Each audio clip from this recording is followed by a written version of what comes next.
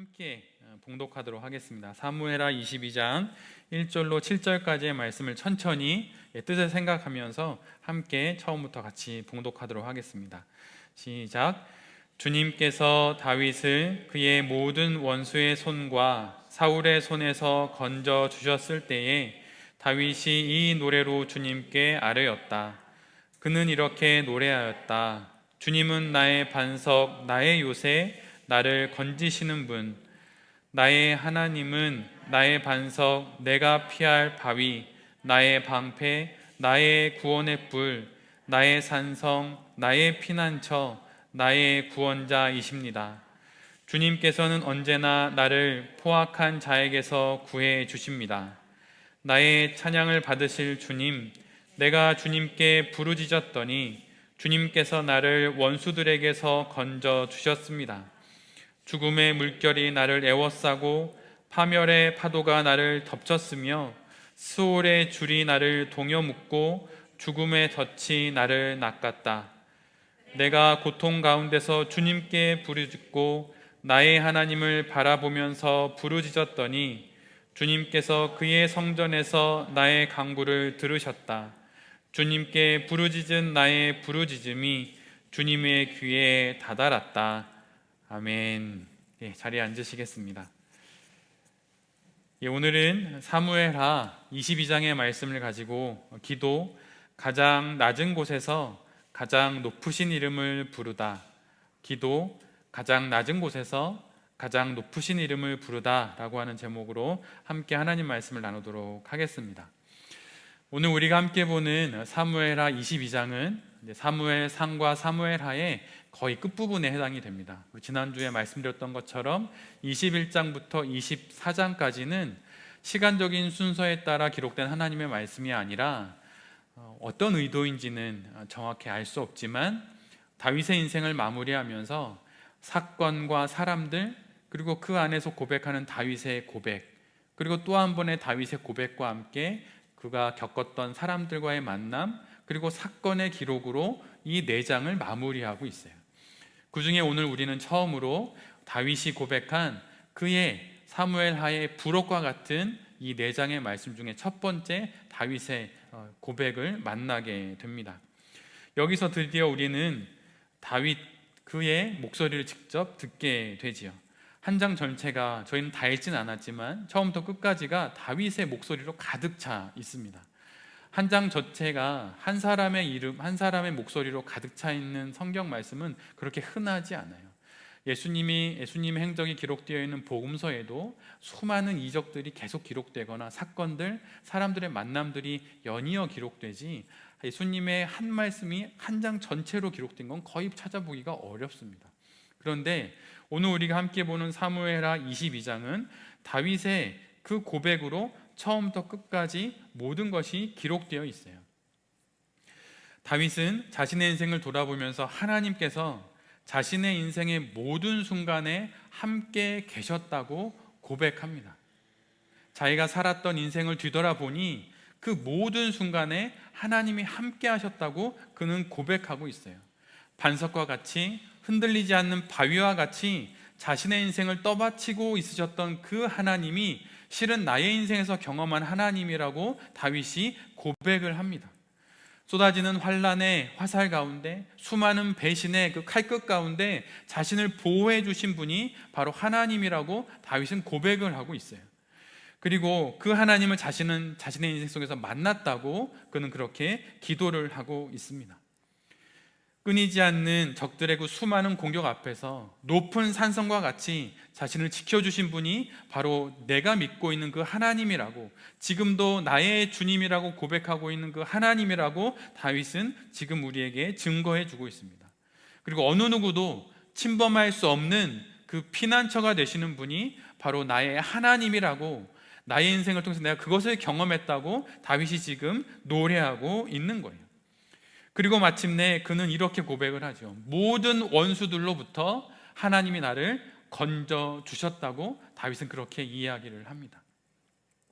사무엘하 22장을 처음부터 끝까지 읽다 보면 반복되는 어휘가 있는데 그 어휘는 건져 주셨다, 구원해 주셨다 이런 표현이에요. 이런 표현이 14번에 걸쳐서 반복됩니다. 여러분이 만약 여러분의 인생을 마무리하는 마지막 한 페이지를 기록해야 합니다. 근데 그 기록하는 현장에 분명 여러분은 심사숙고해서 무엇인가를 쓰게 될 거예요. 사랑하는 자녀들에게 유언을 남기거나 나의 인생의 마지막 한 페이지를 누군가에게 남겨야 한다면 분명 단어를 고르고 문장을 고르고 그 뜻이, 단어가 어떤 뜻을 가지고 있는지 심사숙고해서 분명 문장을 적어 내려갈 것입니다. 그런데 오늘 다윗은 그 문장에서 14번에 거쳐서 이렇게 고백하는 거예요. 그분이 건져주셨다. 그분이 구원해 주셨다. 그가 그의 인생을 통해 자신이 경험했던 하나님은 그를 건져주신 하나님, 다윗을 구원해 주신 하나님이라고 다윗이 그렇게 말하고 있는 것입니다. 그런데 사실 이것은 또 다른 사실을 우리에게 들려주고 있어요. 다윗이 얼마나 많은 위기와 얼마나 많은 고통과 얼마나 많은 어려움 속에 있었기에 하나님께서 그를 그렇게 많이 건져주시고 구원해 주셨을까요? 만약 위기가 없고 어려움이 없고 상처가 없고 고통이 없었다면 하나님의 건져주심은 오히려 귀찮음이 되었을 것입니다. 그런데 다윗은 수많은 위기와 고통을 다 겪어가면서 동시에 그 안에서 하나님의 건져주심과 하나님의 구원하심을 경험했던 거예요. 어떻게 보면 하나님의 건져주심과 하나님의 구원하심의 전제 조건이 있는데 그것은 바로 고난이라고 하는 거예요. 고난을 반길 사람은 없습니다. 위기와 고통을, 환난을 환영할 수 있는 사람은 아무도 없어요. 그러나 그것이 예수 그리스도를 믿는 신앙 안에서 하나님을 만날 수 있는 기회가 되고 전제 조건이 된다고 하는 것을 우리는 신앙으로 고백할 수 있게 되는 것이죠. 만약 다윗에게 그런 위기가 없었다면 그는 자신의 인생을 건져주시는 하나님을 만나지 못했을 거예요.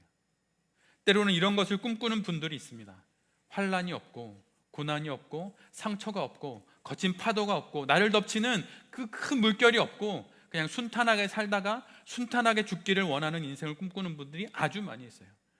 나이 많으신 분들과 이야기 나누다 보면 그분들은 이렇게 이야기해요. 난 소원이 없다. 단 하나, 자다가 죽는 것이다. 그런데 그것이 믿음이 없는 사람들의 입에서만 나오는 고백이 결코 아닙니다. 믿음이 있는 성도들도, 아직 젊은 청년들도, 아직 젊은 하나님 앞에 청춘들도 끊임없이 그런 이야기를 해요. 아무 일 없기를, 무탈하기를, 그냥 그렇게 살다가 그냥 인생이 끝나기를 원합니다. 근데 여러분, 그런 인생은 없어요. 그런 인생은 존재하지 않은 인생입니다.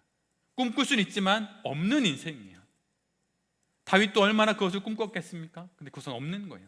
성경 창세기부터 요한계시록까지 수많은 사람들의 인생이 나와 있는데 그들의 인생 가운데 눈 떠서 평안히 살다가 평안히 눈 감는 인생은 없습니다. 그들이 그리스도인이기 때문에도 없지만 한 인간에겐 그런 인생은 애초에 없는 인생이에요. 그래서 다윗이 믿음의 사람으로서 우리의 본이 되기도 하지만 그냥 한 인간으로서도 우리 모두가 봐야 할 그런 본이 되는 인생입니다. 예시가 되는 인생이에요. 다윗, 그는 그토록 수많은 고난과 위기를 살았고 마침내 그 안에서 건져주시는 하나님을 만나게 된 거예요. 그래서 그의 인생을 마무리하며 그가 14번에 거쳐서 나의 인생은 건진받은 인생이라고, 나의 인생은 수많은 위기 가운데 구원받은 인생이라고 이렇게 말하는 것입니다. 이 많은 경험과 이 많은 그의 인생의 사연과 사건들 속에서 다윗은 새로운 하나님을 만나게 되었고, 그래서 그 하나님의 이름 앞에 새로운 수식어와 새로운 표현들, 새로운 은유들을 끊임없이 갖다가 붙였어요. 다윗이 하나님에 대하여 이처럼 많은 수식어를 가질 수 있었던 이유는 무엇일까요? 그것은 이처럼 그는 많은 다양한 삶의 순간들을 살아야 했기 때문입니다. 다윗의 인생을 한번 돌아보십시오. 가정에서 그는 아버지로부터 자식으로서의 인정을 받지 못했어요. 없는 존재였습니다. 차라리 없으면 좋을 존재였을지도 모르겠어요. 8남매의 막내 아들, 아무런 의미 없습니다. 그냥 1+1이에요 2+1, 근데 7개 다음에 그 다음에 하나입니다. 아무런 의미가 없습니다. 그런데 그가 그런 아버지 밑에서 성장하면서 마침내 하나님을 의지하며 아버지 되시는 하나님을 만날 수 있게 되었어요. 물론 좋은 부모 앞에서 태어나서 좋은 부모로부터 양육을 받고 했으면 좋았겠죠. 그런데 그것은 다윗의 인생은 아니었습니다. 그런데 그 덕분에 그는 하늘 아버지가 참으로 자기의 아버지가 된다는 고백을 정말로 할 수 있었어요. 그냥 하는 말이 아닙니다. 내 아버지 손 들고 두 손 들고 찬양하는 그게 아니라 진짜 그의 고백이었어요. 그분이 내 아버지다. 내 육신의 아버지는 나를 잘 돌봐주지 못하고 인간의 한계로 인하여서 나를 잘 돌보지 못했지만 저 하늘 아버지는 진짜 나의 아버지다 라고 그는 진짜 고백할 수 있었습니다. 들판에서 양을 치며 어두운 밤하늘 홀로 그 많은 양떼를 돌봐야 했죠. 언제 어둠 속에서 짐승들이 나올 줄 모르는 거예요. 근데 그때 그가 하나님께 노래를 부릅니다. 여호와는 나의 목자시니 내게 부족함이 없으리로다. 그가 나를 쉴 만한 물가로 인도하시리로다. 그것은 그냥 노래가 아닙니다. 그냥 입에 발린 고백이 아니에요. 그의 인생이 진정 그 고백의 산을 넘었기에 그거를 진짜 할 수 있었던 거예요. 넘어와 보니 거기에 진짜 목자 되신 하나님이 있었다고 그는 말할 수 있었던 거예요. 그래서 시편 23편의 노래를 그가 할 수 있었던 것입니다. 만약 그가 들판에 형들과 같이 있었다면, 환한 불빛이 비추는 곳에서 양들을 돌볼 수 있었다면 그는 그런 노래를 할 수 없었을 거예요. 다윗의 인생 가운데 잊혀지지 않는 승리가 있었죠. 골리앗과의 싸움입니다. 무엇을 믿고 나가야 할까요? 여러분의 인생 한번 보십시오. 내가 헤쳐나가야 하는 삶 가운데 골리앗처럼 분명 나를 가로막고 있는 일들이 있을 수 있어요. 몸의 육신의 연약함일 수도 있고, 관계의 어려움, 직장의 어려움, 가정의 어려움, 정말 많이 있을 수 있습니다. 여러분, 그럴 때 여러분 무엇을 가지고 나가시겠습니까? 돌아보니 백도 없어요. 돌아보니 인맥이 없어요. 돌아보니 해줄 게 없어요. 그럴 때 여러분 뭘 가지고 나가시겠습니까? 그럴 때 하나님을 붙잡고 나갈 수밖에 없는 거예요. 그래서 다윗이 하나님은 구원의 뿌리다. 골리앗 네가 무시하는 그 하나님이 실은 나에겐 구원의 산성 같은 분이다라고 그가 물매를 들고 나갈 수 있었던 거예요. 그가 뭔가 용감해서가 아닙니다.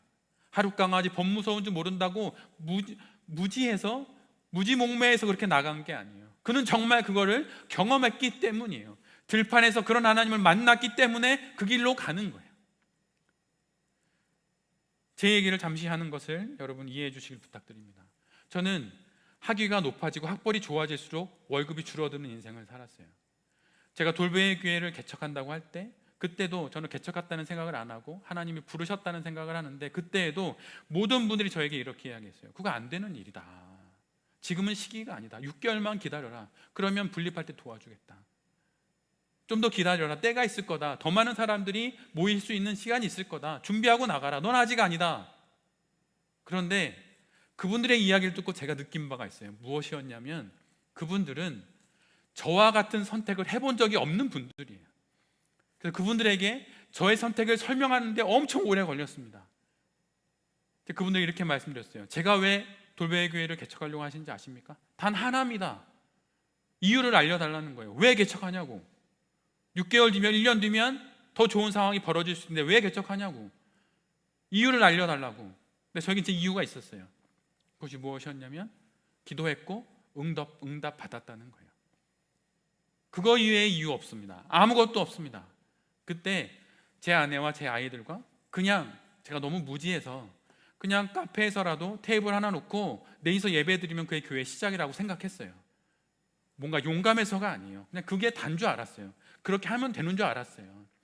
그런데 원래 그렇게 하면 안 되는 게 맞긴 맞는 겁니다. 그런데 저는 그게 그런 건 줄 알았어요. 그래서 누가 물어보실 때 저는 해드릴 말이 그거밖에 없었어요. 기도했고 응답을 받아서 그냥 하는 거다. 근데 여러분, 저는 그렇게 인생을 살았어요. 매번 그렇게 살았어요. 다 그렇게 살았다고는 말 못하겠죠. 근데 대부분 그렇게 살려고 노력했어요. 그래서 늘 언제나 그래 왔죠. 그래서 이 선택도 그런 선택이었어요.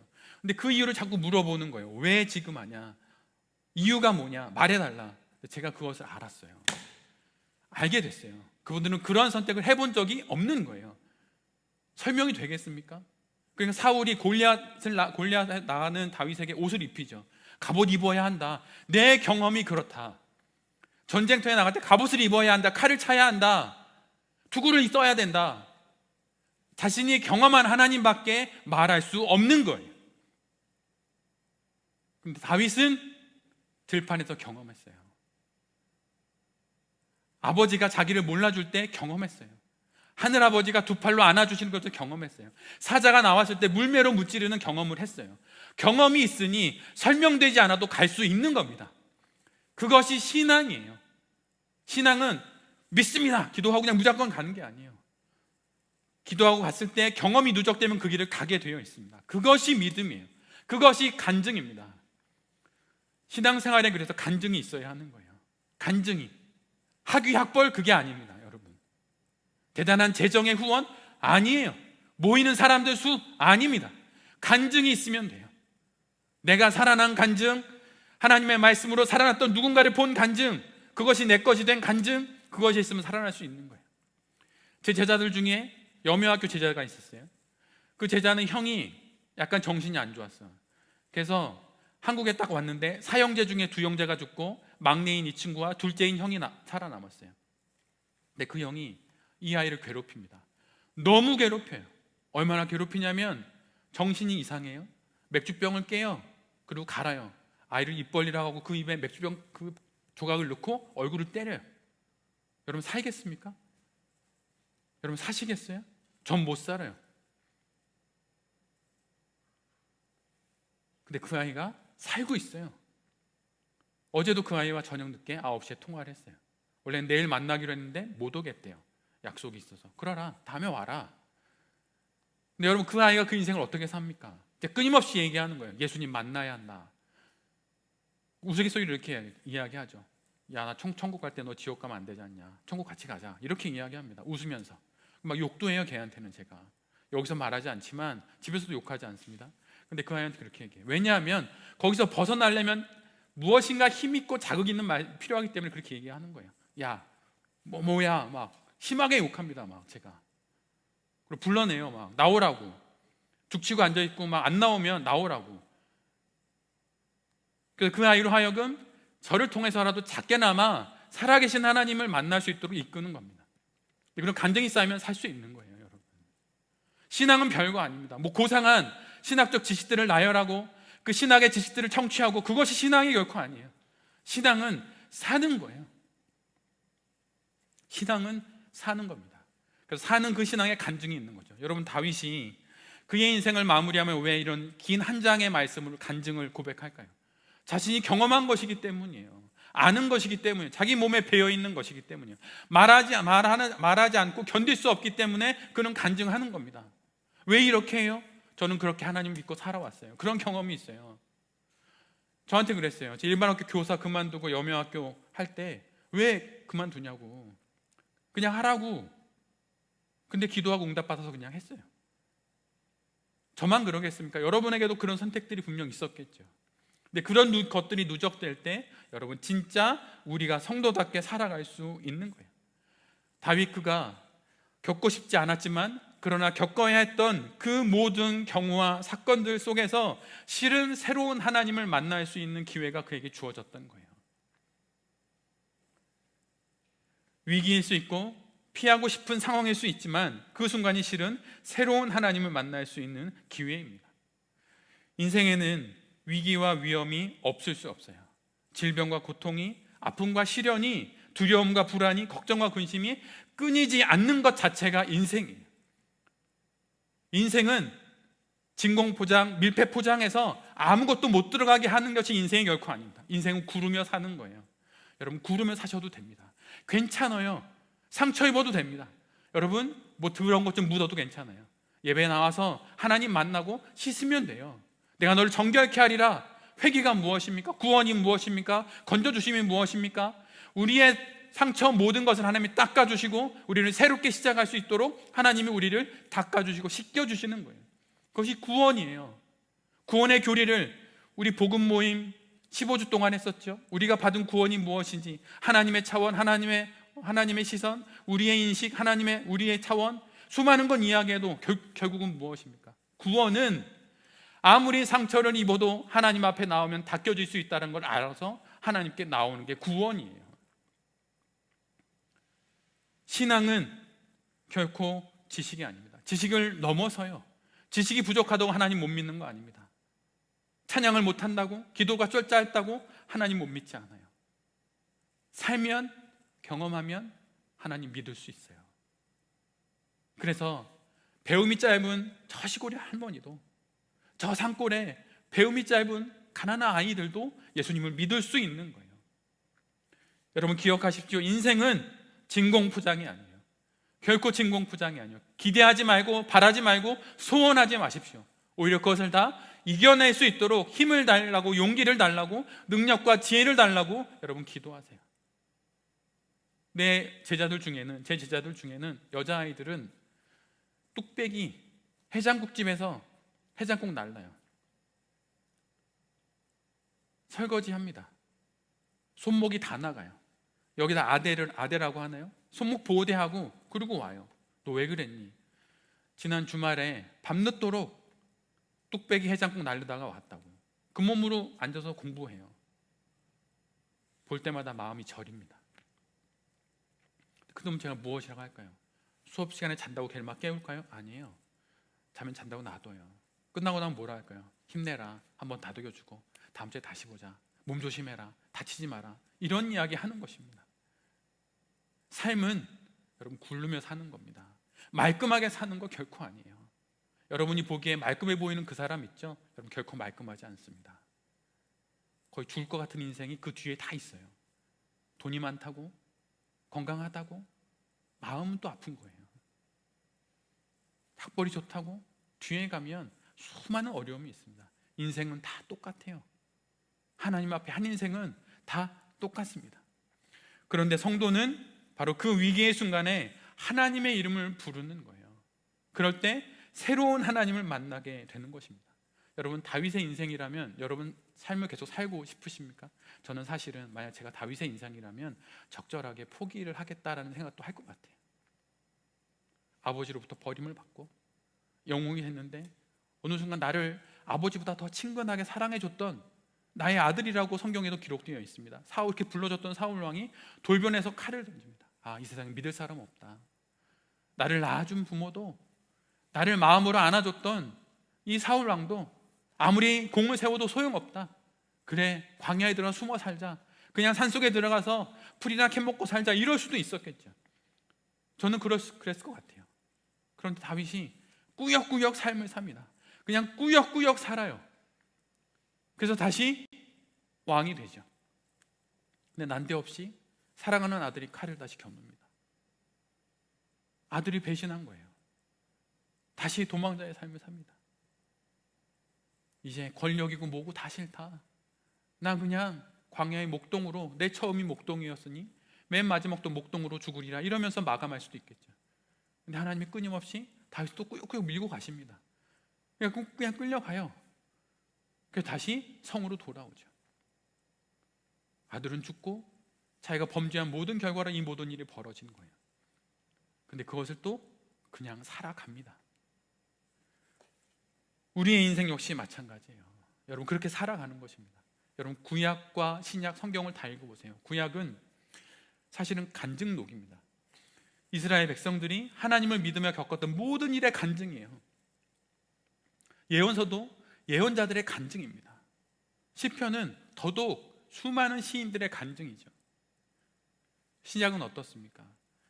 예수님을 믿고 살았던 교회들의 수많은 간증이 신약이에요. 우리 중 예수 그리스도의 그 복음서를 보시면 그의 인생 속에, 예수님의 인생 속에 그가 겪으셨던 모든 일들의 간증록이 바로 복음서예요.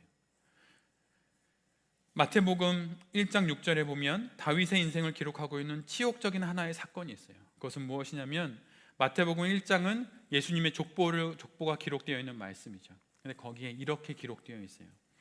이새는 다윗 왕을 낳았느니라. 그리고 다윗은 우리야의 아내에게서 솔로몬을 낳았다. 다윗이 아들을 낳았는데 그것이 자신이 아니고 우리야, 그것도 우리야의 아내로부터 자식을 낳았다고 명확히 이곳에 기록해 놓고 있어요. 여러분 이것이 얼마나 부끄러운 일일까요? 얼마나 치욕스러운 일입니까? 그런데 이 수치 가운데서도 다윗은 그대로 인생을 살아요. 믿음이 좋아서? 아니에요. 죽지 못해 사는 겁니다. 죽지 못해 사는 거예요. 청소년부 아이들을 가끔 만나면 그 아이들이 너무 괴로워서 미치겠다고 그래요. 죽을 생각을 했다고 합니다. 근데 죽지를 못하겠더래요. 왜 그러냐? 그 아이들이 이렇게 얘기해요. 자살하면 지옥 간다는 얘기를 들어서요. 여러분, 그것처럼 죽지 못해 사는 것이 인생이에요. 무슨 일이 있어도 인생은 결코 포기하는 것이 결코 아닙니다. 인생은 살아가는 거예요. 그러면 새로운 하나님을 만나게 되는 거죠. 여러분은 여러분의 인생 가운데 어떤 하나님을 여러분은 믿음으로 고백합니까? 저는 신실하신 하나님이에요. 저와 같지 않고 나의 모든 것을 걸을 수 있고 내가 바꾸고 싶지만 바꿀 수 없는 나의 과거와 어찌할 수 없는 이 현실과 불안한 나의 미래까지도 다 맡길 수 있는 그 하나님, 그 신실하신 하나님이 바로 제가 믿고 있는 하나님입니다. 여러분은 그 하나님은 여러분의 어떤 하나님이신가요? 여러분 어떤 하나님을 믿고 계십니까? 그 하나님이 우리에게 있어야 해요. 그럴 때 그 하나님으로 인해서 어떤 경우에도 삶을 포기하거나 멈추지 않을 수 있게 됩니다. 왜냐하면 그때 포기하고 싶은 그때, 그만두고 싶은 그때, 죽고 싶은 그때가 바로 이전에 몰랐던 새로운 하나님을 만나는 순간이 되기 때문이에요. 우리가 함께 불렀던 영원한 사귐으로의 초대, 그 찬양의 가사처럼 신앙은 관계의 세계로의 초대예요.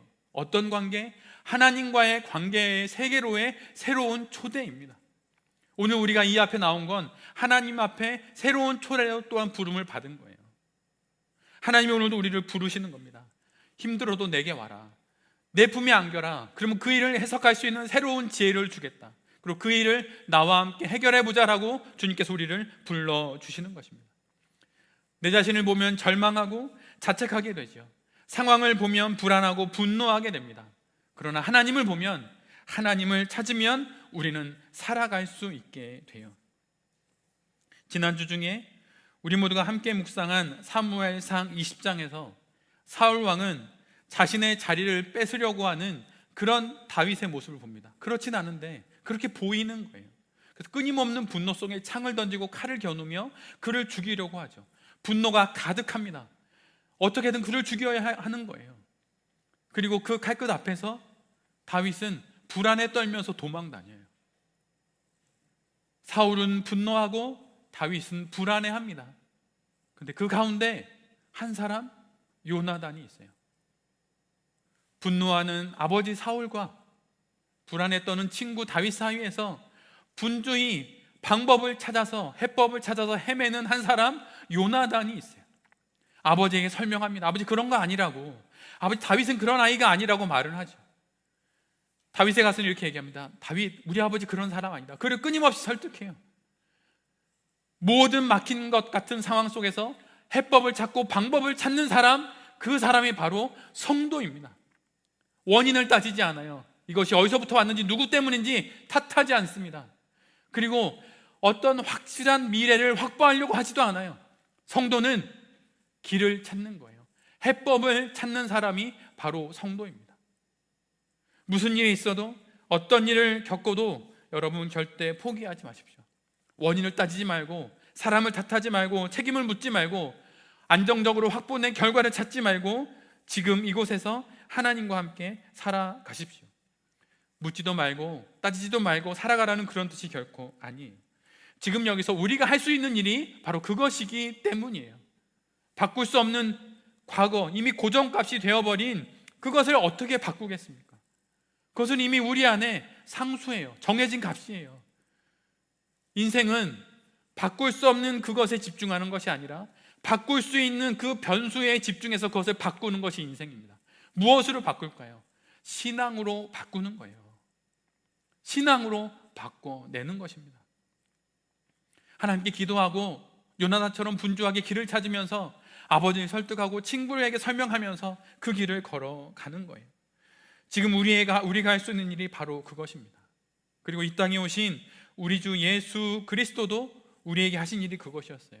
하늘 아버지, 그 진노하신 하늘 아버지와 아무것도 모르고 죄의 길로 나아가는 우리들 사이에서 끊임없이 해법을 찾으셨죠. 그것이 결국은 십자가가 된 거예요. 사람들은 사건이 터지면 원인을 찾아요. 그리고 그 원인을 더 씌울 사람을 찾습니다. 난 아니라고 말하기 위함이에요. 여러분, 그러지 마십시오. 그럴 필요가 단 하나도, 단 한순간도, 단 1초도 여러분 필요 없어요. 지금 하나님과 함께 방법을 찾아 그 길을 가는 거예요. 꾸역꾸역 그 삶을 살아가는 것입니다. 여러분, 예수님께서 복음서에서 하시는 일들을 보세요. 죄를 지은 여인이 왔습니다. 돈을 더 고리대금을 거둬들인 세리를 만나요. 그 자리에서 예수님이 물으시나요? 너 왜 그렇게 했냐? 너 무엇 때문에 죄를 지었냐? 묻지 않으십니다.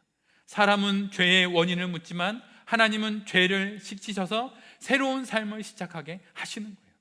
그것이 무엇을 말하는 것일까요? 우리도 그렇게 살아야 한다는 거예요. 원인을 따지지 마십시오. 과거에 무슨 어떤 그 사실 사건으로 지금을 설명하려고 하지 마십시오. 예수님처럼 지금 여기서 여러분 시작하십시오. 그렇게 현재를 살아갈 때 간증이 생기는 거예요. 그렇게 현장을 포기하지 않을 때 간증이 있는 것입니다. 이제는 고인이 되신 신용봉 선생이 감옥에서 있었던 일을 기록한 글이 있어요. 어느 날 감옥에서 이렇게 앉아 있었습니다. 그런데 사회에서 목수일을 하다가 온 노인이 있었어요. 무슨 사연으로 감옥까지 들어왔는지는 모르지만 그와 우연찮게 앉아서 이야기를 나누게 되었습니다. 그러다가 그 노인이 땅바닥에 무엇인가를 그리는 그림을 보게 된 거예요. 근데 집을 그리고 있었어요. 목수이다 보니 바깥 생활이 그리워서 집을 그렸는지 모르겠어요. 옛날을 떠올리면서 말이죠. 그런데 그 그림을 자세히 보는데 그 그림이 그려지는 순서가 좀 다른 거예요. 우리는 보통 집을 그려봐라, 그럼 지붕을 그리고 기둥을 그리고 바닥을 제일 마지막에 그리죠. 그런데 그 사람은 그렇게 그리지 않았어요. 그 사람이 그림을 그리는 순서는 집을 짓는 순서였어요. 기초를 먼저 그리고 기둥을 그린 다음에 지붕을 제일 마지막으로 얹어 놓습니다. 말하는 사람은 일하는 사람을 따라오지 못해요.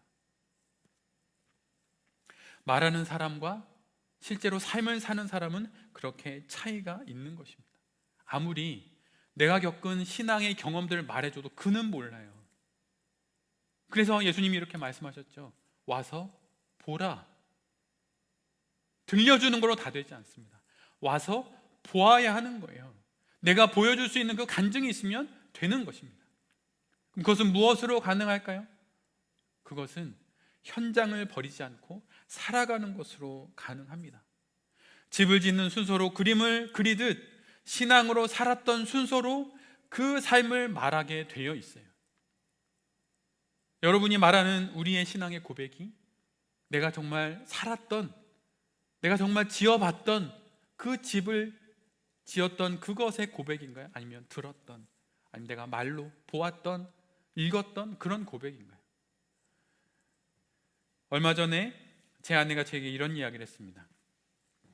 아내의 이야기를 옮기면 이런 거예요.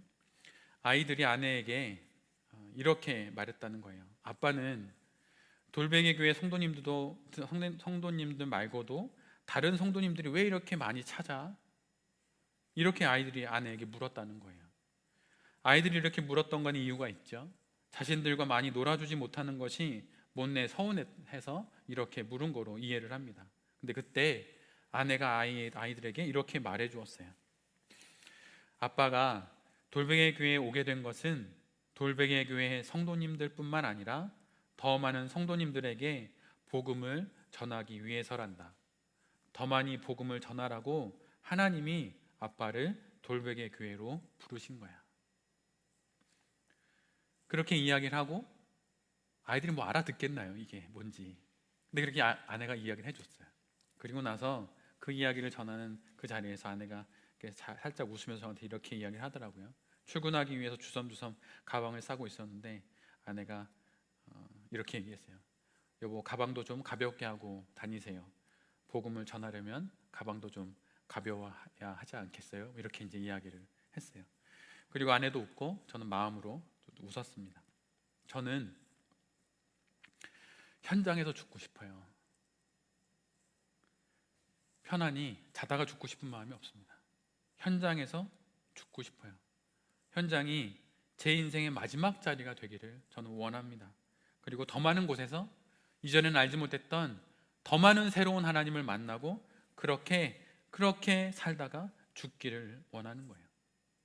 여러분, 개척한 사람만이 그 사람만이 경험하는 하나님이 있어요. 물론 그게 더 낫다, 저게 더 낫다 이런 이야기를 하는 것이 아닙니다. 내가 먹은 밥만이 나를 키우듯이 내가 경험한 하나님이 내가 참으로 아는 하나님이 되는 거예요. 저의 인생엔 개척이라는 것이 주어져서 개척함으로 개척한 사람만이 경험하는 그런 하나님이 저에겐 있어요. 이것이 너무 좋아요. 여러분, 정말 좋습니다. 딴 사람은 이해 못해요. 맛있는 맛집에 가서 먹어보면 그걸 아무리 설명해줘도 모르죠. 근데 여러분, 먹어본 사람은 아는 거예요. 마찬가지입니다. 하나님을 만난 간증이 있으면 그 사람은 그 맛을 알아요. 한 번, 두 번 맛보면 또 다른 위기 앞에서도 여러분 포기하지 않고 살아갈 수 있겠다는 그런 작은 신랑 같은 믿음을 갖게 되는 거예요. 포기하고 싶고 버리고 싶고 떠나고 싶고 집어치우고 싶죠. 근데 그 현장에서 우리가 새로운 하나님을 만나게 되는 거예요. 지금의 조건을 인정하고 현 상황을 맞이하는 것이 신앙입니다. 더 나은 조건과 더 나은 형편, 더 나은 지지와 더 나은 격려, 더 좋은 여건과 준비를 생각하지 않고 현재의 상황에서 신앙하는 것이 참다운 신앙이 되는 거예요. 돌베개 교회에 처음 3년 동안 우리가 함께 묵상했던 묵상집이 큐티인이었죠. 그것을 한 이유가 있습니다. 왜냐하면 그 큐티 묵상집은 매일의 말씀 바로 오른편에 간증문이 있기 때문이었어요. 나와 같은 신앙을 가진 이들이 그 절절한 간증으로 인생을 살아가는 것을 읽어보라고. 그래서 어떤 분이 큐티가 잘 안 된다고 저한테 물어보시면 제가 그렇게 말씀드렸어요. 그 옆에는 간증이라도 매일 읽으시라고. 상상 초월하는 인생을 살아가는 사람들이, 성도들이 거기에 있어요. 여러분, 신앙은 공부가 아니에요. 신학적 지식의 나열과 청취가 아닙니다. 예배는 신학을 배우는 강단이 아니에요. 교실이 아닙니다. 살아계신 하나님을 만나는 바로 그 만남의 자리, 그래서 간증이 있어야 하는 자리가 바로 예배의 자리예요. 그 마음으로, 그 바람으로 큐티인을 같이 묵상하자고 그렇게 3년 동안 이야기했던 것입니다. 여러분 생각해 보십시오. 신앙으로 살려고 하는 그 인생이 여러분 편하겠습니까? 제 얘기를 해서 좀 죄송하지만 여명학교를 나올 때 저한테 이렇게 얘기했어요. 다음번 교장이 너다. 왜 나가냐? 두루두루 여러 사람으로부터 그런 이야기를 들었습니다. 근데 그때도 나오는 이유가 단 하나였어요. 기도했고 응답 받았기 때문이에요. 눈물로 헤어졌죠. 함께 저의 청춘을 바쳐서 일했던 곳이기에 그분들과 함께, 아이들과 함께 눈물로 헤어지며 나왔습니다.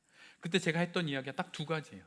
마지막 그 자리에서 단위에 서서 제가 제 마지막 인사를 해야 될 때가 있었습니다. 그때 제 아이들한테 이렇게 얘기했어요. 아이들아, 너희들 두 가지만 부탁한다. 첫 번째, 무슨 일이 있어도 여명학교를 떠나지 마라. 너희들이 보기엔 별거 아닐 수도 있지만 너희들에겐 정말 좋은 학교다. 무슨 일이 있어도 떠나지 마라. 두 번째는 이거였어요. 무슨 일이 있어도 교회를 다녀라. 그리고 아이들과 눈물로 인사하고 헤어졌어요. 여러분, 우리의 인생에도 마찬가지입니다.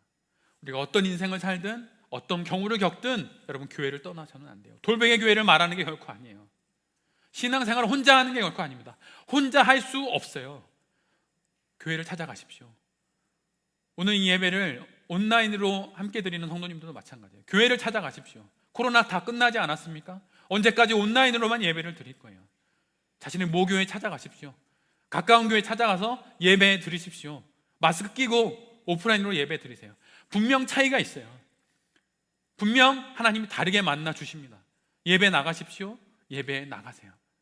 그리고 또 하나는 예배 드릴 때 교회에 나가지만 또 하나는 무슨 일이 있어도 하나님을 떠나서는 안 된다는 거예요. 아내와 저에겐 첫 아이가 있었어요. 근데 유산했어요. 유산의 스토리도 깁니다. 다 제 잘못이었어요. 나중에 기회가 되면 말씀드릴게요. 얼마나 많이 울었는지 몰라요. 제가 아내한테 너무 미안했고 너무 슬퍼서 제가 머리를 빡빡 밀었어요. 그 두 번째로 낳은 아이가 시율이에요. 5년 만에 찾아왔어요. 얼마나 기뻤는지 모릅니다. 아내도 울고 저도 울고. 그 모든 인생을 여러분 무엇으로 살아가시겠어요? 예수님 말고는 안 돼요. 신앙 말고는 안 돼요. 우리에겐 간증이 있어야 돼요. 여러분, 그러면 간증이 있는 삶을 우리가 무엇으로 살아갈 수 있을까요? 여러분, 그건 기도하는 거예요. 가장 낮은 곳에서 아무도 없고 어느 누구도 날 지지해주지 않고 경제적으로도 어렵고 몸도 아프고 나를 도와줄 사람 아무도 없는 가장 낮은 곳에서, 그곳에서 가장 높으신 이름을 부르는 것이 기도예요. 주의 이름을 부르는 자에게 구원이 있다고 하지 않았습니까? 여러분이 주의 이름을 왜 안 부르십니까? 주님이 이렇게 부르는 게 기도예요. 주님 이름 기도해요. 주기도문의 첫 구절이 무엇입니까? 하늘에 계신 우리 아버지. 그게 기도입니다. 네덜란드에 있든 몽골에 있든 혼자 있든 함께 있든 주의 이름을 부르면 그게 기도예요. 지난주 중에 우리 복음 기도 모임에서 12주차 함께 기도했는데 예수 기도를 배웠어요. 주 예수 그리스도 제게 자비를 베푸소서. 근데 주 예수 그리스도 그의 이름을 부르는 것 자체가 기도예요. 저의 이야기를 원고에 없지만 우리 모두에게 도움이 되는 이야기라 제가 그냥 하겠습니다. 지난 주 중에 저희 아버님은 병원에서 퇴원하셨어요. 수술하시고. 근데 난데없이 저희 형님은 병원에 응급실에 갔어요. 응급실에 가서 치료를 받는데 자리가 없다는 거예요. 응급실에서 쫓겨났어요. 백이 있습니까? 돈이 있습니까? 뭐 애걸복걸 하나요? 그게 먹힙니까? 그 형과 어제도 설교 준비를 마치고 집에 돌아가는 저녁 9시 반에 20분 동안 얘기했어요. 어떡하냐? 형 어떡하지?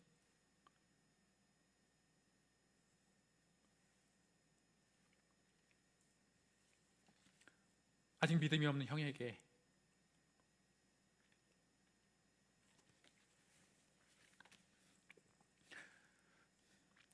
분주하게 여러 가지를 알아보고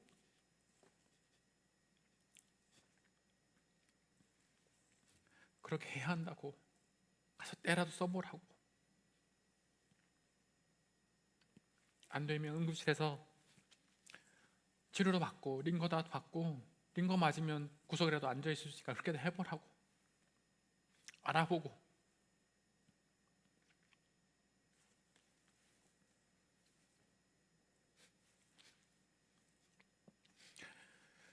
여러분 그 와중에 여러분 무엇 하시겠습니까?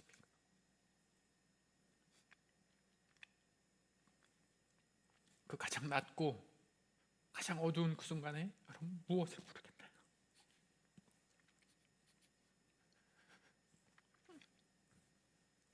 주의 이름밖에 없는 거예요. 그리고 저는 이 일이 제 아내와 저의 기도처럼 저희 형님이 예수님을 믿는 기회가 되기를 간절히 기도하고 있어요. 저는 믿습니다. 하나님께서 이 일을 선하게 풀어주실 거죠. 그리고 믿고 예수 그리스도를 믿고 분명 하나님의 뜻 가운데 모든 것이 이루어질 것이라고 저는 믿어요. 막무가내 덮어놓고 믿는 게 아닙니다. 분명 주님께서 그렇게 하시리라고 전 믿음으로 고백하고 주님의 때를 기다릴 거예요. 믿음이 없이 기도하지 않고 우연찮게 무엇인가 일이 이루어지면 세상 사람들은 운이 좋았다고 하죠. 근데 여러분 기도하고 그 상황을 만나면 그것은 기적이 되는 거예요. 여러분 왜 기도하지 않으십니까? 여러분 왜 기도하지 않으세요? 아는 게 없어서? 신학을 몰라서? 성경을 통독하지 않아서? 여러분 아니에요. 주의 이름을 부르면 돼요. 네덜란드에서 혼자 외롭고 힘들 때 주의 이름을 부르면 그게 기도예요. 힘들고 어렵고 한국 생활 어려울 때 주의 이름 부르면 그게 기도예요. 가장 낮은 곳에서 가장 높은 주의 이름을 부를 때 주님이 일하십니다. 여러분 생각해 보세요. 여러분의 10명의 자식이 있어요. 다 건강해요. 근데 한 자식이 8번째 아이가 아파요. 그럼 또 어느 아이에게 제일 마음이 많이 갈까요? 아픈 그 자식이에요. 가장 낮은 곳에 있는 그 자식이에요. 하나님이 우리를 그렇게 만나 주실 거예요. 여러분 기도하십시오. 무슨 일이 있어도 포기하지 말고, 인생을 포기하지 말고 여러분 기도하십시오. 그럴 때 주님께서 분명히 우리 안에 놀라운 일을 행하실 것입니다. 그리고 그것이 우리의 간증이 되어서 예수님 그거 어떻게 믿냐, 보이지 않는 예수님 어떻게 믿냐라고 할 때 내게 그런 간증이 있다, 친구야 들어봐라, 나에게 그런 간증이 있다 라고 말할 수 있는 여러분이 되시기를 빕니다. 이문재라고 하는 시인이 쓴 오래된 기도라고 하는 제목의 시가 있어요. 조금 길기는 한데 여러분 기도가 무엇인지 우리 모두가 알게 되는 좋은 글귀여서 앞에 가지고 나왔습니다. 제가 읽어드릴 테니 여러분 한번 눈으로 잘 들어보세요. 오래된 기도 이문재. 가만히 눈을 감기만 해도 기도하는 것이다. 왼손으로 오른손을 감싸기만 해도, 맞잡은 두 손을 가슴 앞에 모으기만 해도, 말없이 누군가의 이름을 불러주기만 해도, 노을이 질 때 걸음을 멈추기만 해도, 꽃진 자리에서 지난 봄날을 떠올리기만 해도 기도하는 것이다. 음식을 오래 씹기만 해도, 촛불 한 자루 밝혀 놓기만 해도, 솔숲 지나는 바람 소리에 귀 기울이기만 해도, 갓난아기와 눈을 맞추기만 해도, 자동차를 타지 않고 걷기만 해도, 섬과 섬 사이를 두 눈으로 이어주기만 해도, 금음달의 어두운 부분을 바라보기만 해도 우리는 기도하는 것이다. 바다에 다 와가는 저문 강의 발원지를 상상하기만 해도, 별똥별의 앞쪽을 조금 더 주시하기만 해도, 나는 결코 혼자가 아니라는 사실을 받아들이기만 해도, 나의 죽음은 언제나 나의 삶과 동행하고 있다는 평범한 진리를 인정하기만 해도 기도하는 것이다. 고개 들어 하늘을 우러르며 숨을 천천히 들이마시기만 해도. 여러분이 겪고 있는 그 상황 가운데 그 아이의 이름을 불러주기만 해도 여러분 그거 기도하는 거예요. 정의자매님, 여러분 기도는 그런 겁니다. 여러분 복잡한 게 결코 아니에요. 여기 계신 모든 성도님들이 외롭고 힘들 때 가만히 눈을 감기만 해도 여러분 그것이 기도하는 거예요. 눈 뜨면 그 상황, 그 사람, 그 사태, 그 상황 때문에 마음이 매우 어렵겠죠. 근데 가만히 두 눈을 감기만 해도 여러분 그것은 기도가 되는 거예요. 두 손 모아서 나의 가슴 앞에 놓는 것만으로도 여러분 그것이 기도가 되는 겁니다. 특별하지 않고 유별난 거 없어요. 그냥 그러고 사는 것이 신앙이에요. 막막한 이 땅에서 고개를 들어 하늘을 한번 우러러보는 것이 여러분 그것이 기도예요. 숨이 턱턱 막히는 그때, 숨도 제대로 쉬어지지 않는 그때 한번 고개 들고 깊은 심호흡 한번 하는 것이 여러분 그것이 기도예요. 우리가 배웠던 호흡 기도가 그거 아니었나요? 그것이 기도예요. 기도하지 않으면 여러분 우리 살아갈 수 없어요. 근데 기도하면 여러분 살아갈 수 있습니다. 넘어갈 수 있고 지나갈 수 있어요. 기도하지 않으면 그 일은 나만의 일이 되지만 기도하면 그거는 하나님과 나의 일이 돼요. 나보다 능력이 더 많은 그분의 일이 되어 버리는 거예요. 여러분 사건을 묵상하지 마십시오. 그거와 관련된 사람을 묵상하지 마세요. 또 나의 선택들을 묵상하지 마세요. 그저 하나님의 이름을 부르세요. 두 눈을 감는 것으로 기도하고 두 손을 모으는 것으로 기도하고 깊은 숨 한 번 쉬는 것으로 기도함으로 말로 다 할 수 없는 그 상황과 그 자녀들과 그 사태들을 주님께 올려드리십시오. 그것이 바로 기도고 그것이 바로 신앙입니다. 이 시간 주신 말씀을 기억하면서 두 손을 모아서 앞으로, 가슴 앞으로 이렇게 손을 올리든 어떻게 하든 나의 간절함을 하나님께 표현하면서 이 시간 주님, 제가 현장을 버리지 않겠습니다. 하나님, 가정에서도 직장에서도 학교에서도 거리에서도 교회에서도 수많은 사건과 사연들을 만나지만 결코 그 현장을 버리지 않겠다고, 그래서 기도로 그 현장을 살아내겠다고, 그래서 가장 낮은 곳, 아무도 없는 그 수렁에 빠진 것 같은 그곳에서도 가장 높으신 주의 이름을 부름으로 내가 일어날 수 있다고 믿는 그 믿음을 달라고, 또 그렇게 일해 달라고 하나님과 다 같이 나지막히 소리내어서 기도하도록 하겠습니다. 다 같이 기도하시겠습니다.